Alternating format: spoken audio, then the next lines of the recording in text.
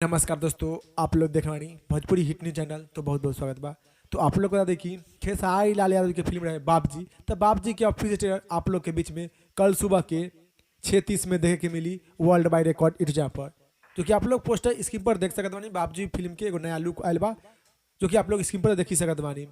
तो कल सुबह के 6:30 में देखे के मिली। तो आप लोग कहते कि आज खेसारी का गाना रिलीज किया गया था, तू जान हऊ अहिरान के, जो करीब 1 घंटा में एगो नया रिकॉर्ड बना दिल बा। सभी पुराना रिकॉर्ड के तोड़ कर एगो नया इतिहास रच दिले बा।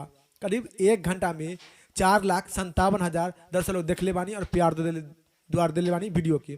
तो अब तक के भी कोई भी वीडियो आयल बा, कोई भी स्टार के चाहे कोई भी चाहे खेसारी ले की आयल बा वीडियो, तो इतना दर्शक लोग प्यार न दिले बानी न दुलार 1 घंटा में। एगो नया रिकॉर्ड एगो नया इतिहास रच दिले बा से 1 घंटा में 4,57,000 दर्शक लोग देखले बानी वीडियो के और प्यार द्वार दिले बानी। तो आप लोग अगर न देखले बानी तो आप लोग भी जाकर आदि शक्ति फिल्म के पर देख सकते बानी और देख कर नीचे कमेंट बॉक्स में बता सकते बानी। तो आप लोग के कल सुबह 6:30 में बाप जी के फुल ऑफिशियल ट्रेलर देखे की मिली world wide record YouTube channel पर। और इस रिपोर्ट के बारे में क्या राय बा, क्या विचार बा, आप लोग नीचे कमेंट बॉक्स में जरूर बतलाएं। फिलहाल में इतने, फिर से मिलेंगे अगले वीडियो में। जय हिंद, जय भोजपुरी।